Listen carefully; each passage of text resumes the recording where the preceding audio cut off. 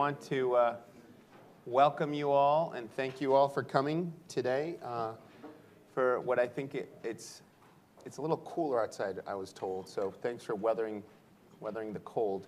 But I think it'll be worth your while because today we have a really, really great event, and I think it's a very timely event on what we can expect from Brazilian President Dilma Rousseff's second term.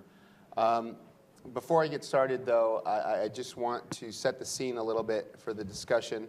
What's going on in Brazil at the moment, what the current environment is politically and economically. I know this morning there was a pretty big, I guess, resignation of the Minister of Education, as if things weren't already complicated enough in Brazil. I think this development is noteworthy, and again, it makes it a very timely sort of event to have. I'm sure you've all seen, or you saw the past weekend's events, the protests that we saw across Brazil. The figures of who participated or the numbers are disputed, but the range is something like from 200,000 to 1.5 million people took to the streets across the country to demand change on a series of issues. A lot of the dissatisfaction that was expressed in the protest is related to the president and her Workers' Party. But that isn't the only issue. The country's economy is in recession, despite earlier predictions for growth over 2%. Inflation is the highest it's been in a decade. There's a growing water shortage, and some are talking about the potential to implement an energy rationing system. And of course, there's the ongoing corruption scandal with state-run oil company Petrobras as well. So the Progressive Party heavily implicated in the scandal, and PMDB reportedly less friendly to Dilma's congressional dialogue. The environment in Brazil now, I think, is very sensitive and very challenging. So all of that is to say that there are some challenges in the president's path. The lackluster economic performance in particular creates a tricky environment for Dilma, not just domestically, but also internationally. What can it look like? What can we expect from the short term? There's been a lot of talk about the potential for Brazil to expand its foreign trade, as this means boosting the country's economy. Could this be something that could be pursued? And there's also a hope around this prospect because of visits that we've had from different members of the government. We here at CSIS were lucky to host Brazil's Secretary of Foreign Trade yesterday, and the dialogues that he had with his counterparts here in the U.S. government. So it sounds like some things are happening there. It sounds like they were able to lay the groundwork for expanding bilateral commercial ties, which I think is important.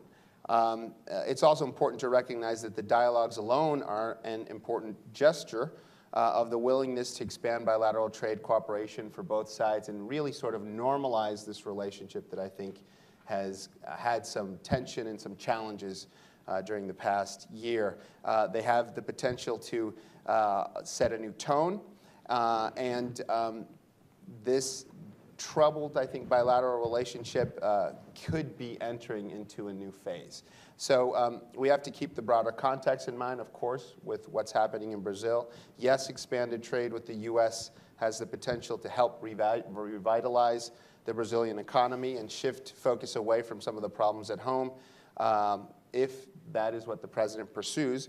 But the turmoil has to be taken into account. And that's why we have these two just fine. I was looking for the right adjective here, but these really just choice experts to talk about this today, to talk about if this is an opportunity to improve Brazil's economy while drawing the focus away from Brazilian domestic problems, or if the unrest is going to stop that from occurring. So to talk about this today, we have Hussein Kalut, that is a scholar and PhD candidate at Harvard University's Weatherhead Center for International Affairs.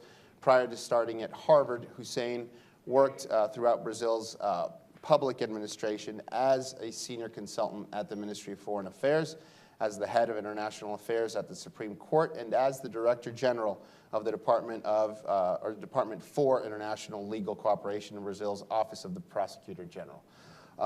You have, I think, his bio, and you can see how truly gifted he is. He's co-authored publications here at CSIS. I'm really happy that he's a senior associate here, and he was able to visit us from Cambridge. We also have João Augusto de Castro Neves, whose reputation, I think, precedes him. He's head of the Latin America team at Eurasia Group. Before his current position, João worked for 10 years in political risk analysis and advisory for global markets, corporate, energy, and government clients in the US and in Brazil. He's written extensively. You're likely, whenever you see things about Brazil in the major newspapers, you're likely to see his voice, his quotes, his opinions, which are valued highly and which I value especially. So I'm really happy to have both of you here. Just a reminder to all of you, we're on the record this afternoon. We're webcasting, so whenever we go to questions from the crowd, remember there are thousands and thousands of people watching you right now. So without further ado, I'm going to do this a little differently than in the past. Usually what we do is we allow for our invitees to have sort of an opening statement. I'm sure, both of these folks have views and have impressions on what's happening in Brazil. I'm going to try to direct the discussion a little bit more, and I'm going to try to put some provocative questions and get you guys to give us insight on how you see the situation. I think I'm going to start with João. I want to get some views from you, get you to kick this off a little bit. Tell us a little bit more, with more depth, about the economic challenges that you think Brazil is facing. How bad is it? Where do you see that things might improve? Do you think that the judgments out there are overdone, or what would you feel objectively would be the correct assessment of what's happening in Brazil? No, first and foremost, thanks, Carl, Sure. for the invitation, and pleasure to be here, my good friend Hussein. I think that the obvious thing to say is that it's really bad, right? Given the headlines that we've seen out of Brazil over the last several weeks or months, or some would say a couple of years. The bad news is that we're definitely headed into a very tough, at least 2015. I think it's a very tough year, both from a political and economic perspective. Many challenges ahead. No easy way out of where Brazil is currently.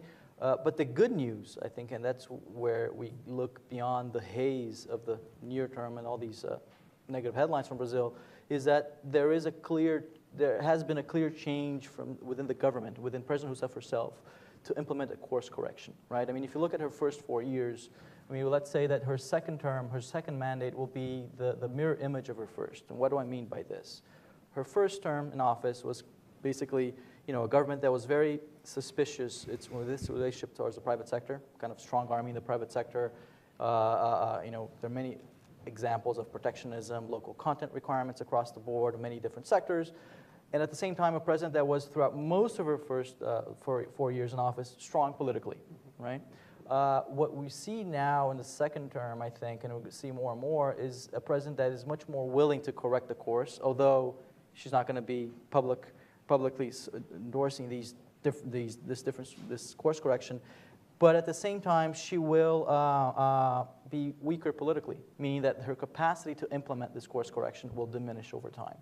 But overall, we do think that there are some reasons that, institutionally, and we can talk more about this, that Brazil, despite all the chatter, that there are some institutional characteristics in Brazil that kind of channel policymaking towards more moderation, right? Especially, this is important, especially if you compare Brazil with some of our neighbors, where their policy swings go from one extreme to the other.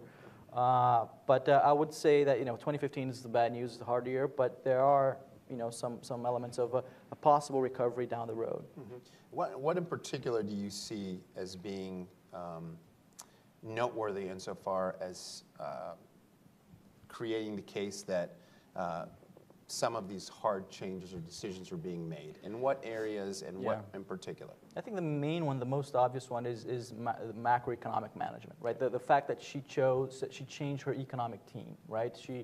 I mean, it was a long process from firing her previous minister, Guido Mantega, and appointing Joaquim Levy. It was a long process, but it does underpin the view that when faced with more difficult political and economic challenges, usually the reaction function of the government tends to be more constructive, even though behind the curve.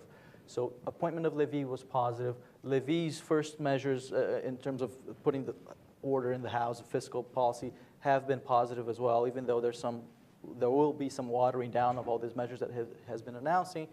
And I think that, and historically in Brazil, when you have a strong economic minister, economic team in power, usually, traditionally, the other ministries, the other policies tend to follow suit. So we'll start to see, I think, Levy's fingerprints, if he survives the whole mess, fingerprints on other policies as well, trade policies. It's not going to be a paradigm shift from the way things were before, from Lula's years and Rousseff's first 4 years in terms of, call it what you want, state capitalism or more intervention of the government and the economy. But we'll see some incremental, I think, improvements, but it will take time. And the challenge will be that, the president will be much weaker throughout this period. Even though she's more willing to make this course correction, I think that her ability to do so will become constrained by, by the fact that it took too long for her to make this decision. Well, Hussein, with that in mind, what role do you see international politics playing? I mean, I repeat, the development from earlier this morning was a pretty severe blow politically. How will this sort of partisan politics impact the president's ability to govern? Well, of course, Carl, first of all, thank you very much for the invitation, and I'm very happy to share the floor with my friend João. We know each other from a long, long time. Yeah, it's a very important question what you're addressing. And I think she is in the middle of a big storm, political storm. Her coalition is melting, simply like that. And she have to recalibrate her dialogue with her base, with her political base, particularly with the PMDB, the strongest party in her coalition. That is not an easy job. The PMDB want more space in the government. They are not satisfied only to have 5 ministries, which are partially insignificant in terms of importance in Brazil. They are eager to have bigger space and bigger role. She doesn't have an alternative to substitute PMDB by another party. So she have to dialogue with that party, and the challenge is how she gonna share the power, because the PT historically doesn't know how to share power. So that will be her main challenge. And what we have to look at is around 50% of the Senate is under investigation. And mostly from these 50% are from her base. So how is she gonna deal with that aspect also? When you look also to the Progressive Party, as you said in the beginning, 50% of the Progressive Party are involved in corruption scandal. So is another party from her base. So I think her governability will be in a, let's say, in a difficult way, but she now has to show if she are a technocrat leading the government or a political leader want to fix and solve the problem. And with all of these issues and all these problems, I'm going to pick on Hussein before and feel free to come back to it, but with all of these issues, all these problems, is there any time, any interest in dealing with foreign affairs? Is this secondary, tertiary? Where does it fit? As we know, just recently, or in the recent past, Brazil was trying to play a bigger role on the global stage. Are these aspirations, are these objectives that the Brazilian government has had in the past simply placed in the back burner because of what's happening domestically, or can we actually expect a sort of second coming of Brazil's interest in the foreign in the foreign sphere? Well, foreign policy hasn't been her main priority in her first mandate. That is clear. But that does mean that she will not act in the second mandate. She needs to expand the Brazilian exports. She are obliged to interact with the world if she wants to bring more investments to Brazil. She has to participate more effectively in the international order and to expand Brazil relation toward Asia, toward the Middle East, and even to solve some problems in Latin America, or particularly in South America. So I think the foreign policy will still have certain dimension. I do not believe that will be like third tier in her government, but that will be a challenge. How is she going to balance the internal problems with the her desire to expand her foreign policy to different regions in the world? So I believe the trade diplomacy will be the main aspects of her second mandate, and she needs that in certain way to recover the economy internally. I agree with Hussein on the trade issue, but before, I'm skeptical to see any major overtures, I think, in foreign policy for two reasons. First, I think that first that there's been a lot of challenges within the foreign ministry, Itamaraty, in terms of budget, and I think that so this is a moment where the ministry, I think the new minister, Mauro Vieira, former ambassador here in the U.S., I think his main challenge now will be to kind of do some internal house cleaning in that sense and gain more leverage within the government for the ministry. And the second reason is that for a country like Brazil with limited power resources, presidential diplomacy plays a huge role, right? And I think that Lula had that, Cardoso had that. Rousseff, she doesn't have that because she doesn't, it's not, I don't think she'll change. And so that's why I don't think there was going to be major overtures. But I agree with Hussein here, which is ironic because usually presidents with second term presidents, weaker presidents, usually they resort to foreign policy to do a lot of the things that are less constrained by the domestic constraints that exist. But I think on the trade front, we may see some good news, even though incremental. I think it's part of that story that I mentioned about the course correction on macroeconomic management, that these imperatives in the economy of trying to correct the course, undo a lot of the things that have been done in the recent past in terms of policies towards the oil sector, towards that led to protectionism, et cetera, that this will put more pressure on Brazil needing to have a more proactive trade policy. In the past, the Chinese growth and commodities boom kind of concealed for long time the lack of a proactive trade policy in Brasilia, right? Because of record high exports. But then suddenly China is growing less, exports, commodity prices are down. It revealed the fact that Mercosur for the last 20 years hasn't signed any free trade deal. They have actually 3 free trade deals outside of the region with Palestine Authority, Egypt, and Israel, if I'm mistaken. So this just comes to show how, nobody was paying attention to this because China was buying everything that Brazil was doing, right? So I think that will definitely be something that will eventually change, and I already see some signs of that change now. All right, but let's drill deeper in that. What you hear the Brazilian officials talk about when they talk about trade, they talk about trade facilitation, regulatory convergence, and encouraging bilateral investment, right? But you can't really make a big impact only focusing on those things, right? You have to go a little deeper.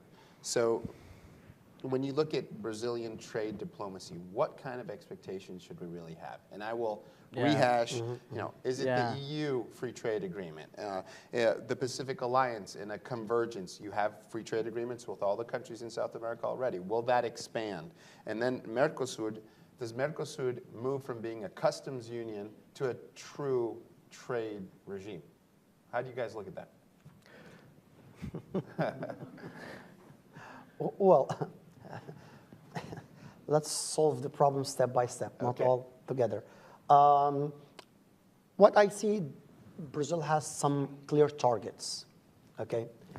We cannot play in all fronts at the same time, and you cannot make all of them as a main priority at the same time. So I think the relation with the United States and a deep approach in commercial terms is one of the key aspects of her trade diplomacy.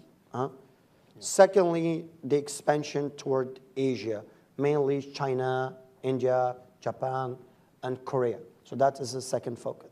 Third focus, she's going to the Middle East this year, probably in the second semester to Saudi Arabia. So that represents ultimately certain trade relations.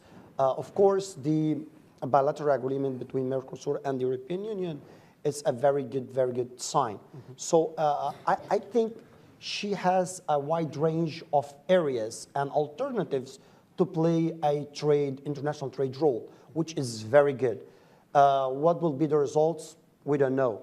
But I guess will be better than the last 4 years.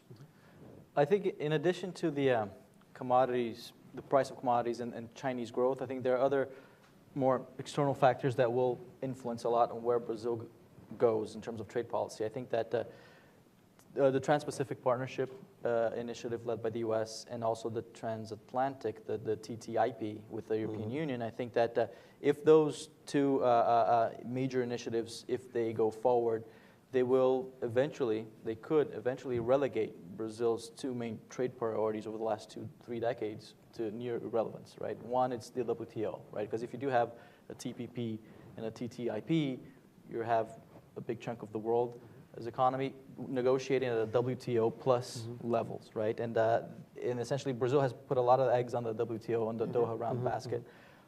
And the second one is the TTIP. It overlaps too many TPs. The TTP overlaps a lot with Latin America and the Pacific Alliance front, right?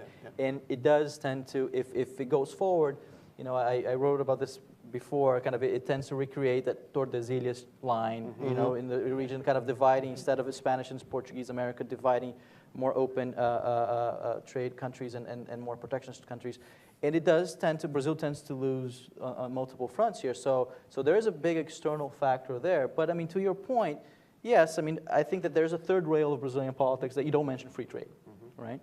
So you're not, but anyway, I think there's some incremental movements with the European Union particularly that may create a momentum where Brazil now is accepting, at least to put on the table, things that they weren't accepting a few years ago, like procurement and other issues.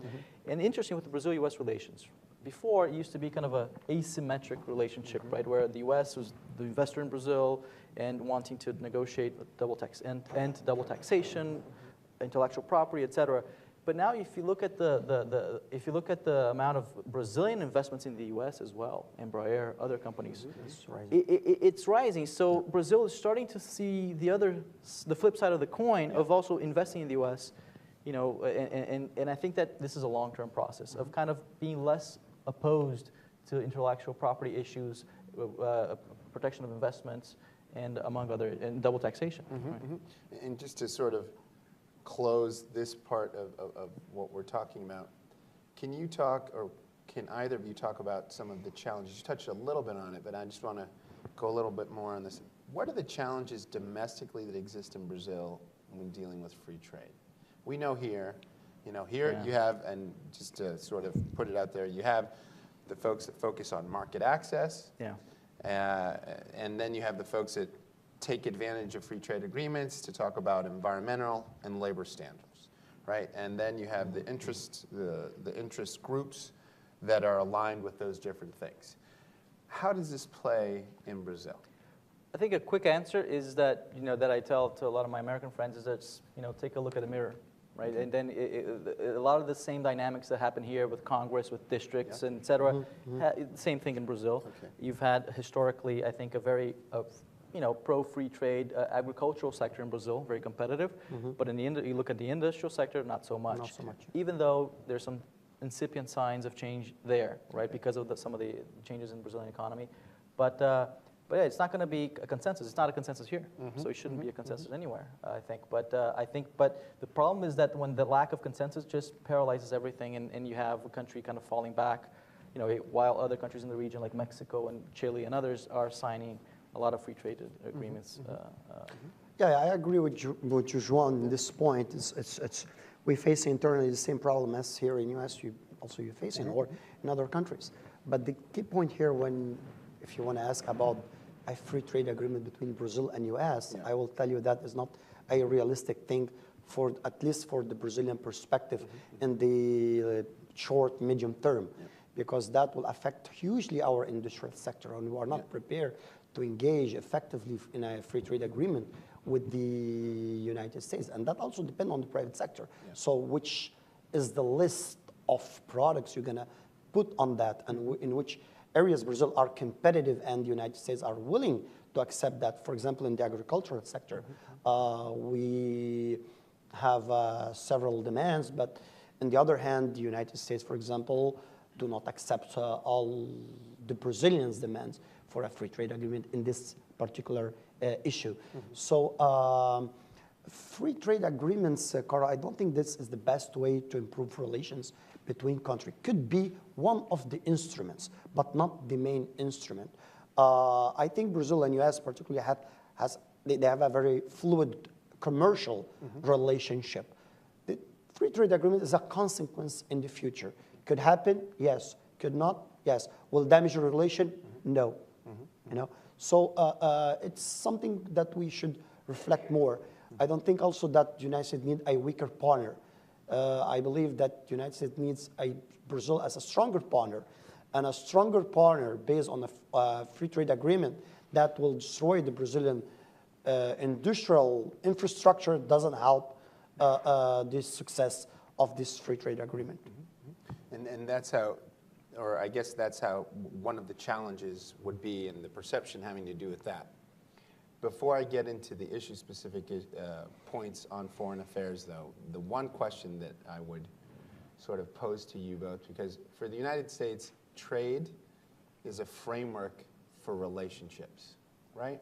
It goes beyond party. It goes beyond, you know, whoever's in the White House. It's our institutional framework, legal institutional framework for continuity of a relationship with a country. If trade is not that area to give shape to the U.S.-Brazilian relationship, what could it be? Is it climate change? Is it ethanol? What is it? Is it energy? What, in your view, could that be? And I know, you know, this is one of those issues where I'm sort of asking you to speculate a little bit, but it's so important for this relationship to be able to define the expectations. No, it's hugely important. I fully agree, and I think that if you look at U.S.'s relationship with the major emerging countries or emerging powers, China, Russia, India, there's always a clear topic on the table, right? I mean, with India is the nuclear issue, and with China, you know, the strategic economic dialogue with Russia, you know, just Cold War to give an example, and the remnants of it. And with Brazil, I think with the BRICS, for example, is the one country where there's no clear axis, so there's no clear topic in the agenda. But you touched upon a few, like environmental issues, yes. I mean, there are a lot of areas where they could cooperate, and energy. I think the challenges of dealing with energy in the world today, I think, again, could be a topic that they could build upon. And I wouldn't go straight with trade. I think for Brazil, trade, it's not a major, I think it's not the framework. I think the framework begins with more kind of broader ideas. I mean, especially when you look at the Mercosur, it wasn't built on a trade agreement. Right. Mercosur was actually, the trade agreement was actually a result of a nuclear rapprochement in the late 70s, et cetera, et cetera. But you know, but I do think that it is a relationship that is seeking a label, right? I mean, that goes beyond the well-known label of benign indifference, right? That has been kind of a, you know, it's a nice catchy phrase, but enough of it, right? So I think it's time to find a new. But I think there's some multilateral issues that could be evolved. But I don't know. I don't see any. Leave to Hussein. I think Hussein has the answer. No, I don't have the answer precisely.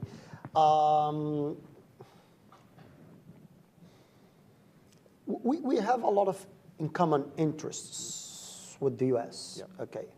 Of course, we have up and down in certain topics. For example, Brazil had acted in the last 2 decades, 3 decades in the stabilization of Latin America, and particularly in the South America in terms of democratic order and in terms of human rights affairs. So that has been a very important topic in the bilateral relation between Brazil and the United States. And if you look, for example, to the Venezuela subject today, Brazil is strongly acting in the sense to construct a dialogue or a constructive dialogue between the opposition and the government. Of course, the Brazil perspective on this topic is different than the US perspective for different reasons. But ultimately, Brazil has strong sharing point of view with the United States in some international aspects, like international governance, let's say that, innovation and technology. But of course, I do agree with João, with India and with China, you have a more clear agenda. But for one important reason, the epicenter of the international relation, it's moving toward Asia, and the United States want to play an important role to Asia. That's why makes the things a bit clear. You know, Brazil doesn't touch immediately very strategic and important or key or sensitive issue in the United States agenda, like disarmament or nuclear affairs or trade security or economic security as you have with China or with Russia. So basically, I think in this new decade, we have to find common point, strategic point between both countries. And that will be the challenge also for the Brazilian side. And let's focus on that a little bit. So you said that they are less likely to engage in these sort of high-profile issues. But that is more of a development of learning from mistakes, or is it a change of approach? And what I'm making reference here to is Brazil's attempt some years ago, Brazil with Turkey trying to broker a deal on Iran, and it didn't work out so well.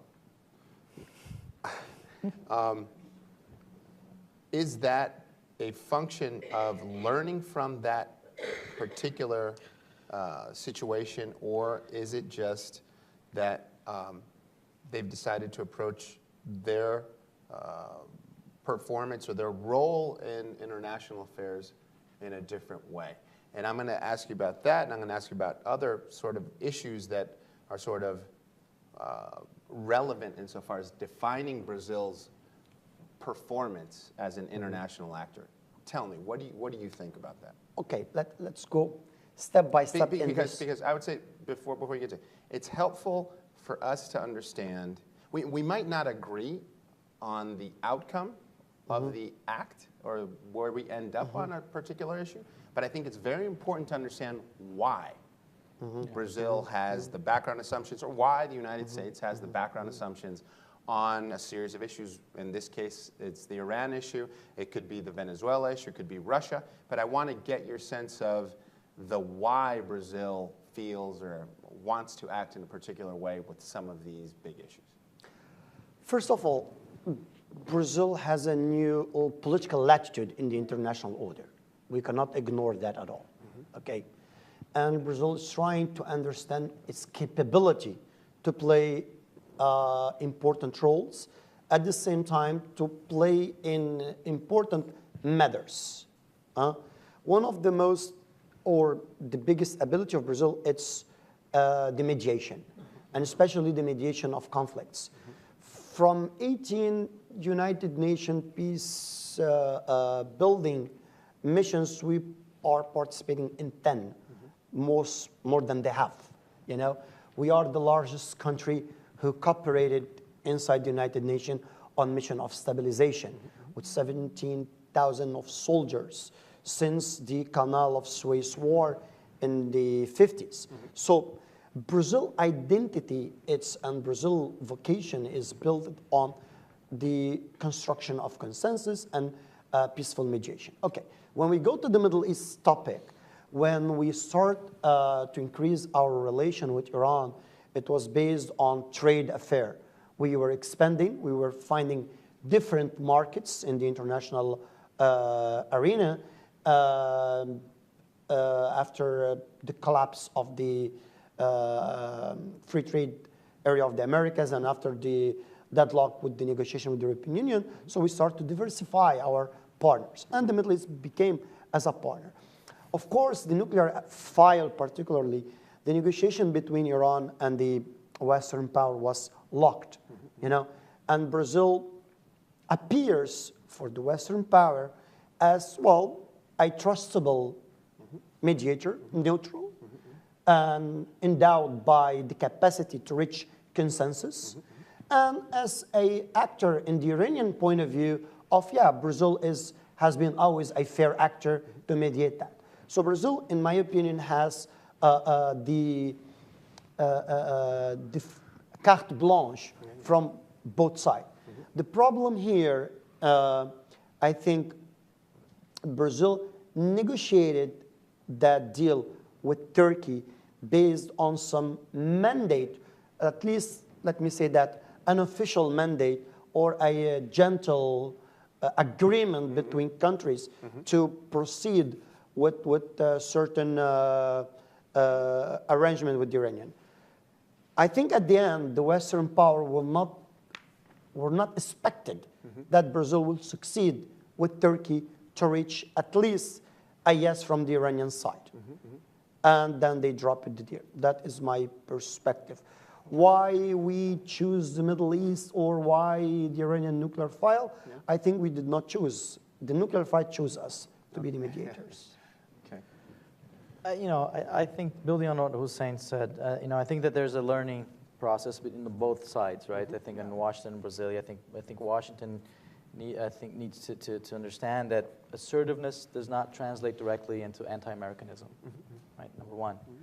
And for Brasilia's side, you know, if they do want to be a part of these big issues, they need to follow through and explain maybe more clearly. In the case of Iran, I think that Brazil had an experience, similar experience in the 70s, right, of facing sanctions, and that experience that did not work, in quite the contrary, almost pushed Brazil to have a nuclear bomb. So I think that Brazil felt that historic experience of you know, bringing that to the table. Maybe it wasn't voiced correctly, so I think that that's part of, you know, the issues also with the Brazilian, how the Brazilian government and how they frame their long-term goals and how they voice these goals. But I think that you know, but I think it's a long process of kind of these two countries, Brazil and the U.S., in learning how to agree to disagree on some of the issues. But again, I think what the ingredient that is missing, I think it's actually clear willingness and interest from both sides, because of what Hussein said. I mean, Brazil is not in a strategic area for the U.S. as Asia is. In fact, a lot of people say that not to be in the U.S.'s radar is a good thing. So that's important. That's important point to highlight. But again, let's remember here. I mean, in 1998, the same year that Brazil ratified the Non-Proliferation Treaty, India exploded nuclear artifacts. And there was a huge outcry here in the U.S. Secretary of State Madeleine Albright saying, India is the example not to follow.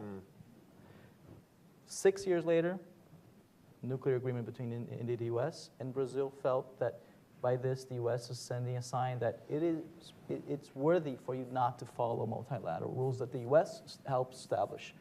So, you know, I would say those are mixed messages. Okay. Right? Okay. Before I sort of open it up to folks, just want to ask you one question that I think is very timely. We're going to have the Summit of the Americas on the 10th, 11th of April, and it seems to be a very charged summit, potentially, with a block of countries that are supportive of the approach the United States is taking with Venezuela, and a group of countries that are not. I'm not going to name them. What role can Brazil play in this neighborhood to make it a more constructive summit? I mean, it's amazing that I mean, just the fact that you had here the whole overture towards Cuba, that would make this the summit of the Americas, right? And then for some reason, I don't know, you know, 2 weeks before, you know, you had the decision to point fingers at Venezuela. I mean, the timing was not ideal, you know, to say the least. But I don't know, maybe there's some, like, someone behind the scenes orchestrating all this. But I think that, I think that the region has been going through a very a kind of rebalancing moment where Brazil and other countries in the region have kind of ignored the hemisphere, basically the OAS, for example, and kind of focusing more on the region. Brazil's neighborhood is not even Latin America anymore. They consider it's South America, right? So I think that I don't think that's necessarily bad. I think that it's not kind of new institutions against another institution, but so this is kind of just to show that the importance given by a lot of these countries that oppose, some of the U.S. overtures in the region to the hemispheric framework is diminishing, I think, right, with a few exceptions. But I don't know. I was kind of frustrated to see, when first the news came out of the kind of thawing of relationship between the U.S. and Cuba, that would mean, wow, this is a great opportunity for the U.S. to kind of, put everyone on the table in the Americas, the 35 countries in the region, to kind of come together. But then, there's always a rock, I think, in the middle, and I think this time around is Maduro, and I think that's going to be an interesting factor that will pressure Rousseff, I think, in Brazil, to make a decision, because Brazil has also a lot to lose in Venezuela as well, interests, and I think that the risk is that once again you had Honduras, Paraguay, Venezuela before, these two countries, Brazil and the U.S., always in different pages. Okay. I think, Well, not related to the OAS, I think since the last 5 decades, the U.S. made from this organization a very peripheral organization. And why this organization lost its importance for the majority of the countries. Why Brazil and others, they are more focusing on the CELAC or in the UNASUR space. So to make from the OAS an important organization, that ultimately will depend how the United States want to look to the OAS. So this is one point. Could be the Conference of the Americas, but could be one more conference with empty framework, with nonsense document, and that's it. I don't think particularly that the OAS is the right mechanism to solve or to fix the Venezuelan problem. This is a very important point for 2 reasons. One reason is the United States conception of leadership is different than the Brazil conception of leadership. Of course, the United States has a lot of resources, and leadership in the perception of the United States is more coercive, sanction, and constraining the power of the determined group. Carrots and forcing. sticks. Carrots and sticks. Yes. So in the Brazilian, we are not endowed with the same elements, but also our diplomacy is more based on the dialogue. Insisting on the dialogue, negotiation, and exhaustive negotiation until the end. So our perception of leadership, and especially in South America, and we know how this sensibility it is to deal with certain countries, it's always to keep the dialogue with both sides. We know, of course, several Brazilian officials could not assume that they agree with whatever Maduro is doing. Yeah, of course, they do not agree with what Maduro is doing, but sometimes they cannot say that publicly. And what they do, they act on the diplomatic way to try to force Maduro to understand that this is a democratic role, and there is democratic responsibility inside of Mercosur or inside of the UNASUR also. So Brazil's way to deal with Venezuela is to play double role with the government and with the opposition, and to find a possible midterm that will lead the country for a reasonable stabilization, and that will depend on different instruments for Brazil perspective rather than in the United States perspective. Okay. We're going to go over to folks in the audience here if you have questions. If you could just first say who you are and then get your question, if we could have the microphone up here. Thank you. I'm Tom Reckford with the Foreign Policy Discussion Group. What about Lula in all of this? Is he waiting in the wings to be called back to rescue Brazil from its terrible problems? Do you expect him to be president again someday? I wrote a note for clients 2 years ago with its following title, Waiting for Lula, essentially making reference to Beckett's play that, he's never going to come. And I think I still see that playing out because it does make sense for him to kind of suggest that he may run again, because that's what gives him power right now, leverage right now. But for X, Y, Z reasons, health, personal reasons, finances, and even political instinct, Lula, throughout his 8 years in office, he accrued a lot of political capital, right? I mean, he kind of was able to, for his own talents, and also he was able to, in the favorable environment, right, that he benefited from. He knows quite well that if he were to come back, that he'll consume a lot of that political capital, right? So for his legacy, it wouldn't be great. It wouldn't be wonderful. And I mean, it's a healthy debate. There's no savior, right? It's something that Latin America likes to for the last 100 years or even more. Bolivar and the list goes, Vargas, the list goes on. And even if Lula were to come back, there's no magic wand that would put Brazil out of it. Of course, he is really a talented politician. So I don't think that there's that person that will come back. I think Brazil's challenges are more, it's hard work. Whoever's in the presidential palace, kind of reading everything that's happening inside Brazil, the challenges, the governance challenge that Hussein referred to, but also the external challenges as well. That Brazil is not in a vacuum, right? What happens around the region, here in the U.S., reverberates, and I think Brazil needs to respond to that. I mean, like to say that in Brazil there's the fruit, the jabuticaba, which is kind of a blueberry. Like there's a saying in Brazil that everything that happens in Brazil is jabuticaba. It only happens in Brazil. That's not necessarily true. I mean, a lot of the dilemmas that the government is facing today, of a post-commodity boom cycle, are being now developing in other countries like Mexico, Argentina, Venezuela, the corruption issues that these countries are facing. So I think it's healthy for Brazil to look a little bit outside the boundaries of the borders and see what's going on. But but to answer your question, I don't think Lula, will come back, and I don't think he wants to come back, to be honest. Yeah, but just to complement what João has said, that if you look in the last elections, and if you look at the number of voters that they voted for the Labour Party or for the Social Democrat, the difference is in decreasing every election. Yeah. So the last election, the difference was like around 3 million of vote. The first election of Dilma in 2010 was like around 12 million of vote. When Lula won, the difference was 20 million of votes. So that suggests something. That suggests that will be an alternance in power. And I don't think Lula particularly will risk to go for an election, the fifth election of the Labour Party, already with a not stable scenario. Yeah. I don't think that he will risk. So my prediction, I don't think I agree totally with João.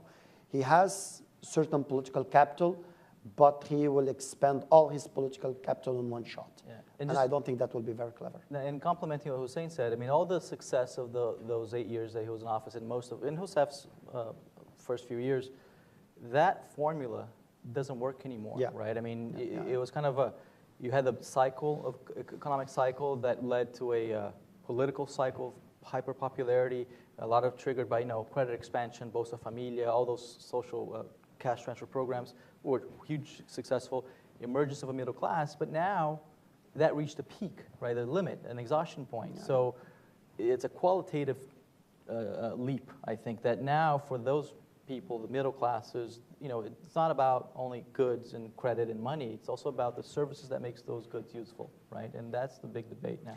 And actually, the people will not vote for Lula because it's Lula. Well, we have to take into consideration that the political economical model has to change. So, or he will come with a new model, different model, or he will fail. With the same model, he will not be probably likely elected. Yeah. Let me go up here up front.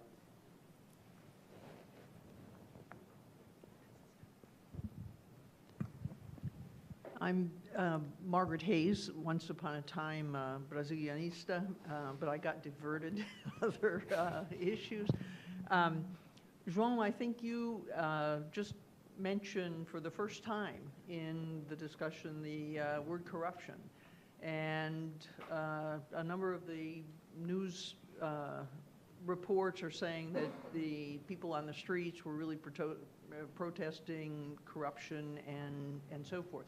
Can you talk a bit about what Dilma needs to do and can she do in order to address corruption, not just in Petrobras, but in government itself, in administration and so forth? And what does, if she does something, what does that do in terms of her support in Congress?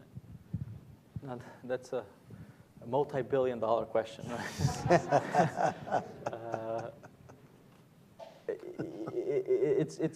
I do think that she understands that you need to, tackle corruption. I don't think that you could argue whether she didn't do anything about it back then, but I don't think that, I think she's honest, right? I think that she's probably mad as hell that she was part, that she maybe realized how big the scheme was and she was out of the loop and all that.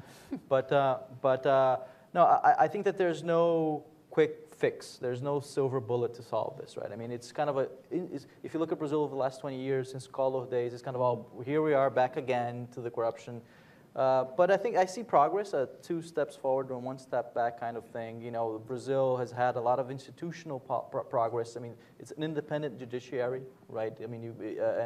Which sets Brazil apart from other countries as well. I think that, it does have a lot of dysfunctionality in the politics, but a lot other democracies also have that, have the dysfunctionality, especially when it comes to campaign financing. Are you saying something? No, we're part of that group. That's one group that we're part of, at least. Not Security Council, not G7, at least. This is the Brazil event. But I think that, but it's interesting that there is of course, what's the government's knee-jerk reaction when this happens? Oh, anti-corruption pact or, political reform. It's always interesting to have this kind of discussion, of course, but I think for her, I think there's a clear path, a very concrete path, Petrobras, right? Kind of, acknowledge all the wrongdoings and however deep the hole in Petrobras really is, and then, come out of it kind of improving the corporate governance of the company, and, whoever needs to pay the price, pay that price. And I think that would be more concrete, because anything else beyond that is kind of more abstract, right?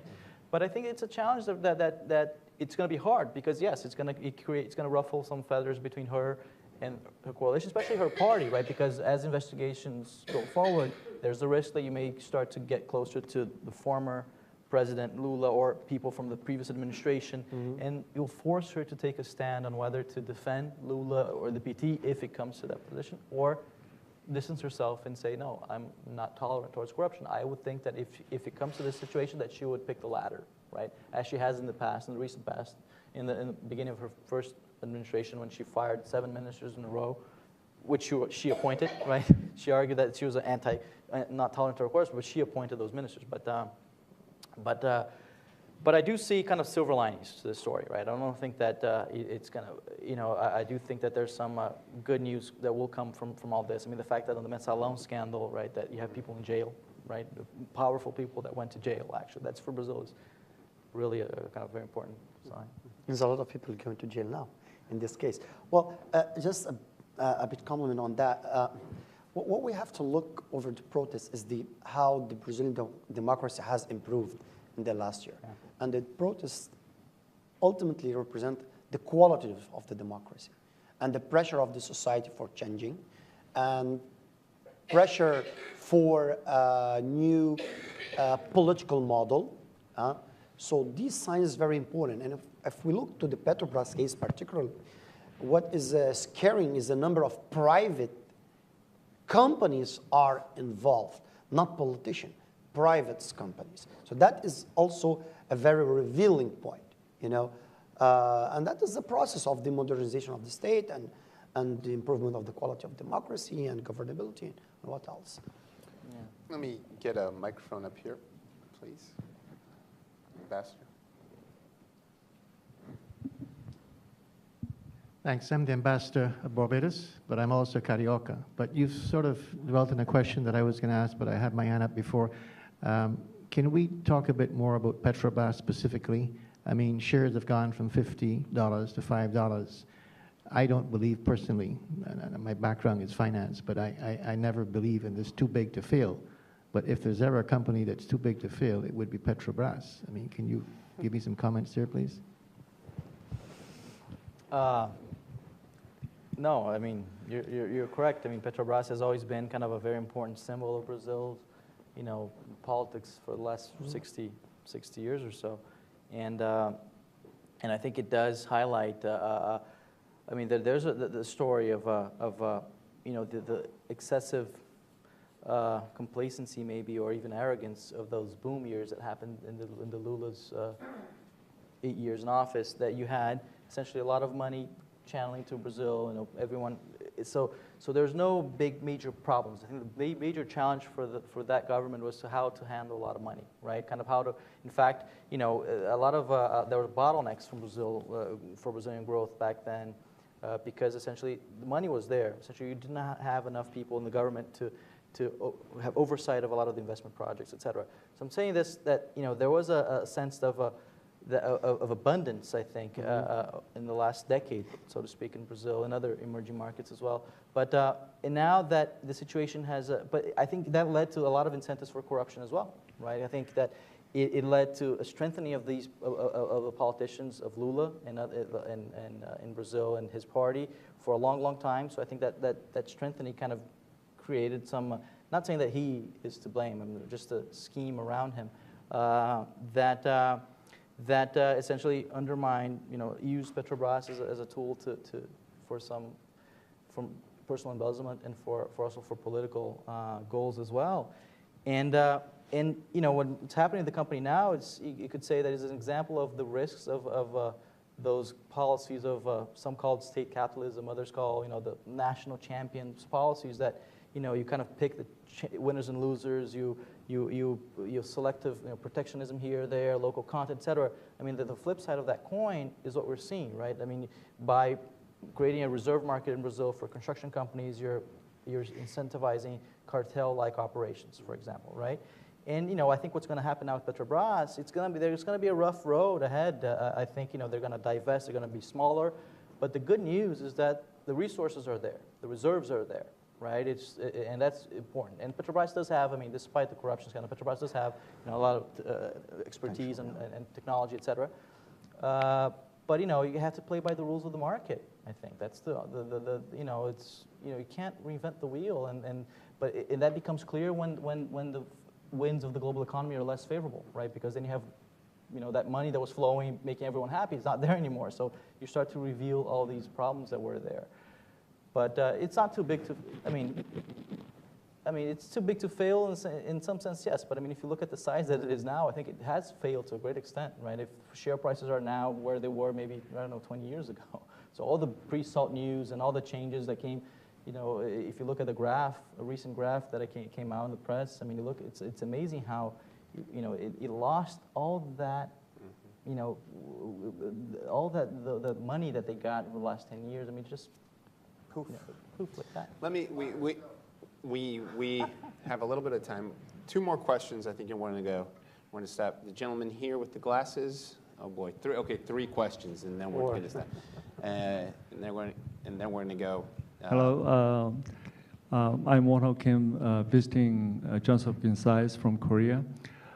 You have discussed a little bit about what I would call Brazil's, or particularly Lula government's, high-profile approach to international affairs, such as Iran question.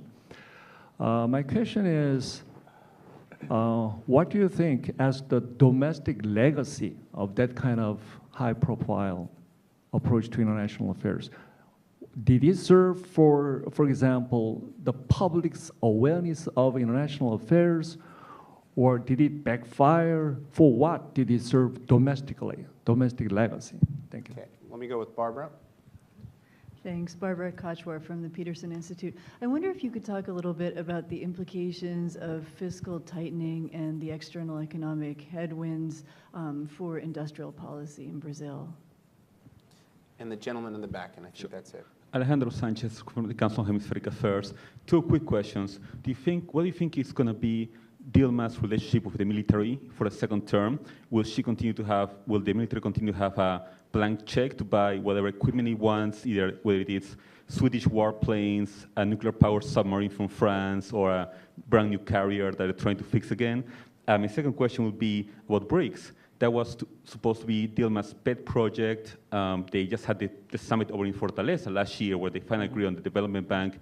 Do you think that President Dilma is going to maintain her interest in that particular initiative? Thank you. Okay, so let's go with the international stuff with the military and with the BRICS with Hussein, and then we're going to come back to you, and I guess the domestic importance of foreign affairs for Hussein, and then we'll come back to you with implications of the fiscal situation in the industrial question. Yeah. Well, about the impact of international politics or international affairs in the domestic things, I think it's really important when we talk about public diplomacy.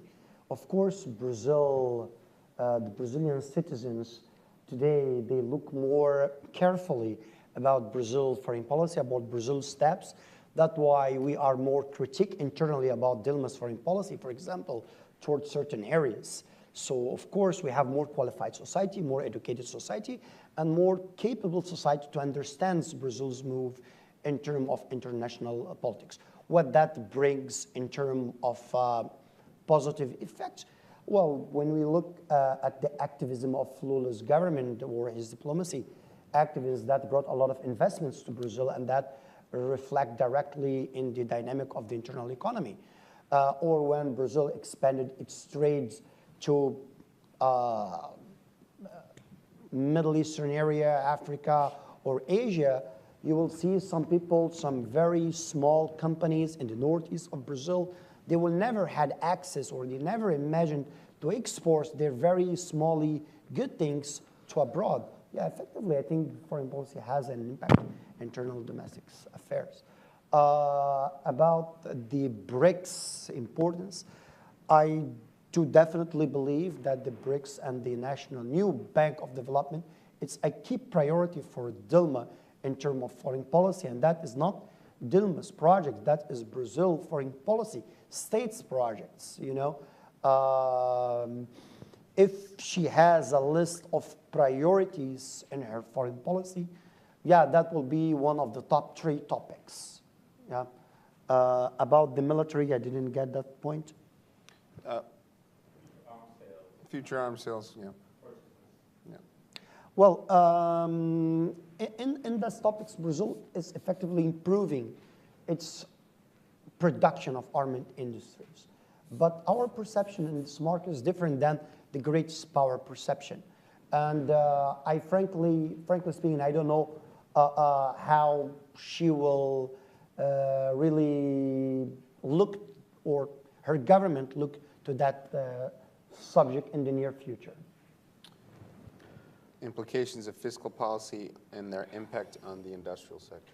I think part of it, the question about the defense sector, also there's a related part to it. I think that in an environment of fiscal constraint, I think that a lot of the projects that were, Brazil wanted to buy, or build,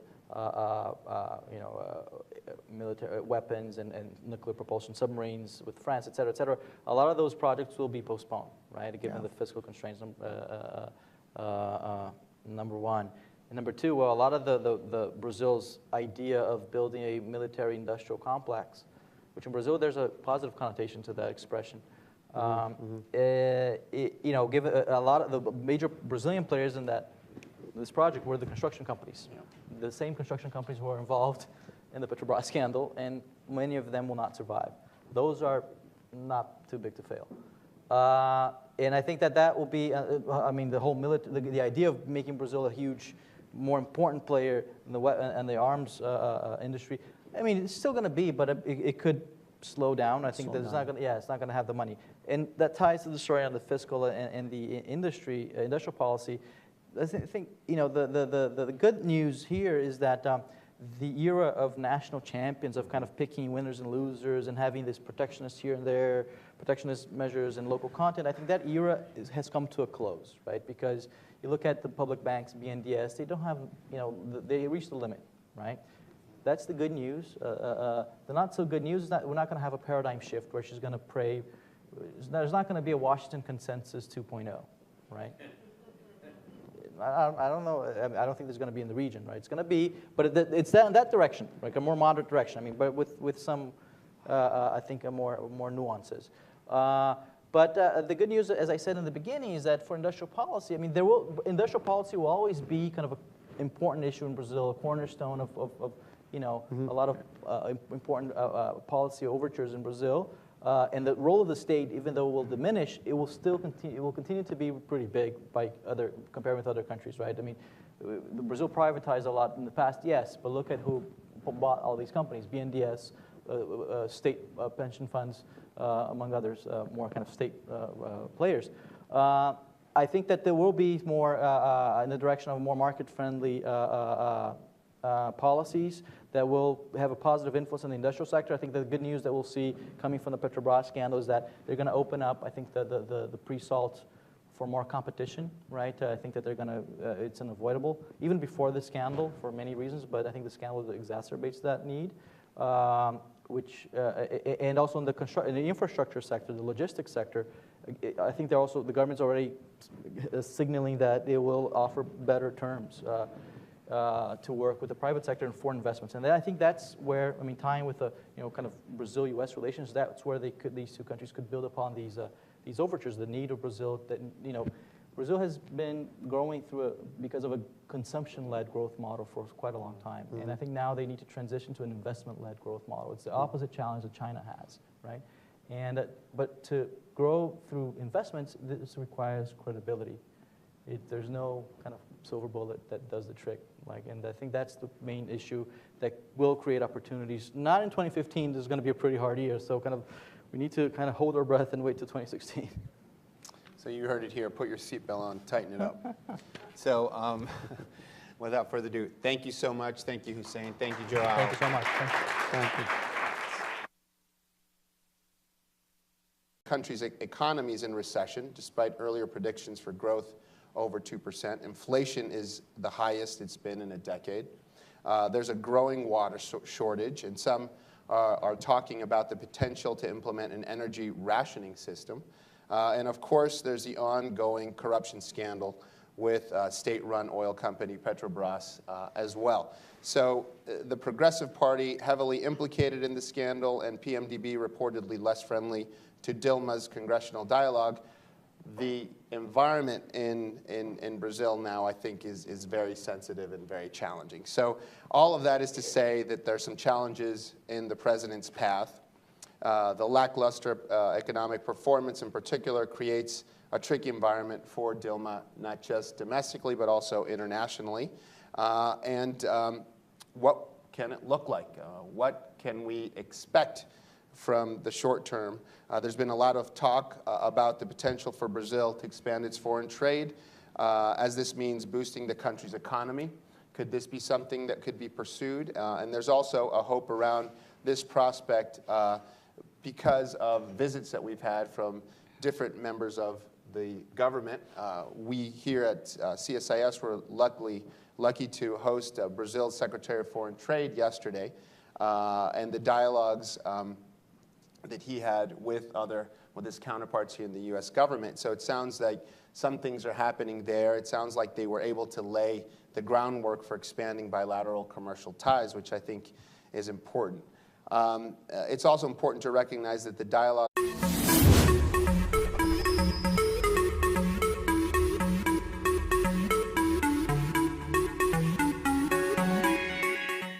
I want to welcome you all and thank you all for coming today for what I think it's a little cooler outside, I was told, so thanks for weathering the cold.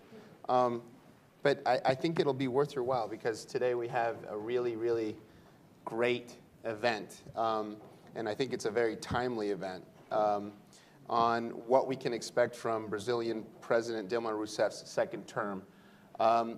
Before I get started, though, I just want to set the scene a little bit for the discussion.